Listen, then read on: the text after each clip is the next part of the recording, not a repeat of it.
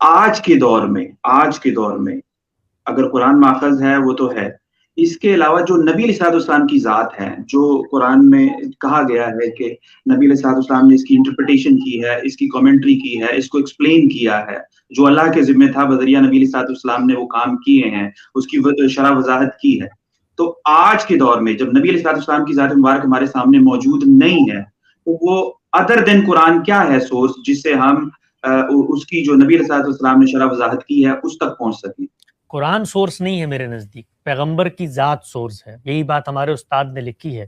میں تو قرآن مجید سے واقف ہی نہیں ہوں، میں تو سنت سے واقف ہی نہیں ہوں، میں کسی چیز سے واقف نہیں ہوں، روئے زمین پہ میں جانتا ہی نہیں ہوں کہ دین کیا چیز ہوتی ہے۔ ایک شخصیت ہے، ایک شخص کی ذات ہے جو کھڑے ہو کے یہ دعویٰ کرتی ہے کہ میں خدا کا فرستادہ ہوں، میں خدا کا منتخب کردہ ہوں، میں خدا کا پیغمبر ہوں، میں نے خدا سے گفتگو کی ہے، میرے لیے وہ دین کا ماخذ ہے۔ وہ مجھے کہے گا کہ پتھر کے اوپر لکھی ہوئی لکیروں سے دین اخذ کرو، اس سے دین اخذ کروں گا۔ وہ مجھے کہے گا چلے مراقبے کر کے الٹے لٹک کے دین اخذ کرو، اس سے دین اخذ کروں گا۔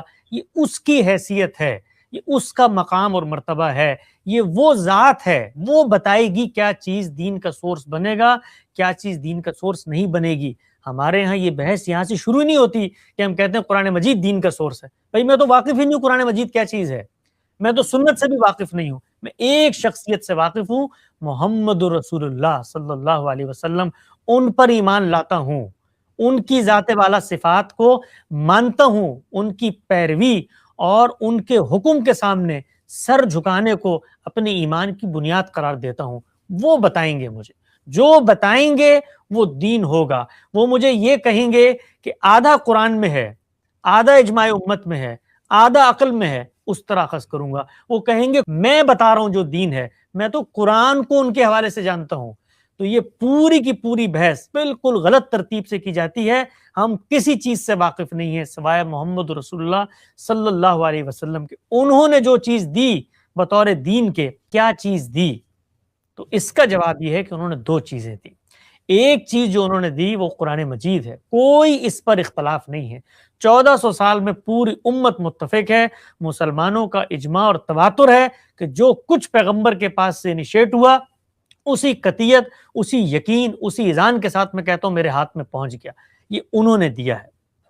اس کتاب کو جب میں پڑھتا ہوں تو وہ یہ بتاتی ہے کہ پیغمبر جو ہے اپنی ذات میں دین کی تعلیم اور تربیت کر رہا ہے۔ خود قرآن نے اس کا منصب ذمہ داری یہ بتایا ہے کہ یتلو علیہم آیاتی ویزکیہم ویعلمہم الکتاب والحکمہ، کہ تم کیا کرو گے؟ آیتوں کی تلاوت کرو گے اور تزکیہ کرو گے اور کتاب و حکمت کی تعلیم دو گے۔ یہ کتاب کیا چیز ہے؟ یہ قانون ہے، وہ قانون جو خود قرآن بیان کرتا ہے۔ جب پیغمبر آتے ہیں دنیا میں تو اسی قانون کی پیروی کرتے ہیں، کیونکہ وہ اسی الہامی روایت میں کھڑے ہوتے ہیں، وہ کوئی نیا دین لے کر نہیں آتے۔ خود قرآن مجید نے بتایا شرح لکم من الدین ما وصى به نوحا والذی اوحینا الیک ما وصینا به ابراہیم وموسیٰ وعیسیٰ ان اقیموا الدین ولا تتفرقوا فیہ۔ اے محمد یہ وہی دین ہے جو تم سے پیچھے چلا آ رہا ہے، تم نے اس کی پیروی کرنی ہے۔ ان اتبع ملت ابراہیم حنیفا ثم اوحینا الیک، پہلے فرمایا کہ اسی کی پیروی کرنی ہے۔ تو پیچھے سے نماز چلی آ رہی ہے، پیغمبر نے جاری فرما دی۔ پیچھے سے وضو چلا آ رہا ہے، پیغمبر نے جاری فرما دیا۔ نکاح طلاق پیچھے سے چلا آ رہا ہے، پیغمبر نے جاری فرما دیا۔ روزے پیچھے چلے آ رہے ہیں، پیغمبر نے جاری فرما دیا۔ جاری فرما دیا تجدید کر کے، اصلاح کر کے، تصویب کر کے، اس کے اندر کوئی چیز لوگ بھول گئے تھے تو اس کی توسیع کر کے، سب کچھ کر کے پیغمبر نے جاری فرما دیا۔ اس کو سنت سے تعبیر کیا جاتا ہے۔ یہ دین کی عملی روایت ہے، عمل میں پہلے جاری تھی، پیغمبر کے پاس عمل کے ذریعے پہنچی، پیغمبر نے اپنے عمل سے پہنچا دی، پوری امت تک پہنچی، پوری امت نے اس کو آگے منتقل کیا۔ نماز کیسے پڑھنی ہے، روزہ کیسے رکھنا ہے، حج کیسے کرنا ہے، زکوٰۃ کی شرح کیا ہے، نکاح طلاق کے معاملات کیا ہیں، تجہیز و تکفین کیا ہے، میل جول کے آداب، یہ سب کچھ سنت سے ہم تک پہنچا ہے، قرآن اور سنت۔ اس کے بعد قرآن مجید مجھے یہ کہتا ہے کہ اگر تم نے اللہ کے پیغمبر نے کسی معاملے میں کوئی فیصلہ کیا ہے، اس کی پیروی نہیں کی تو تم مومن نہیں ہو سکتے۔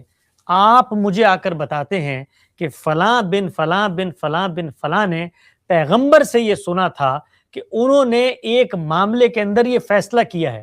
قرآن مجید نے تو یہاں تک کہا ہے کہ دنیاوی معاملات میں پیغمبر فیصلہ کرے، اور تم نے دل میں تنگی محسوس کیے بغیر اس کو قبول کرنا ہے، ایسا نہیں کیا تو تم مومن نہیں ہو سکتے۔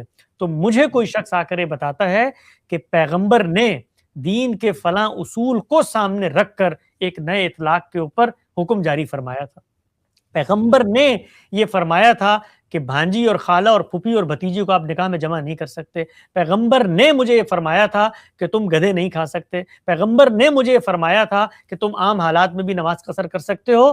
تو اب میرے ایمان کی یہ تقاضا ہے کہ میں پیغمبر کے اس فیصلے کو مانوں، تو میں اس کو مانتا ہوں۔ یہ لوگ عام طور پہ جو حجیت حدیث کی بحثیں کرتے ہیں، ہمارے نزدیک یہ نہ ظنی قطعی اور اس طرح کی تقسیمات کی بنیاد پر حدیث کو رد و قبول نہیں ہوتا۔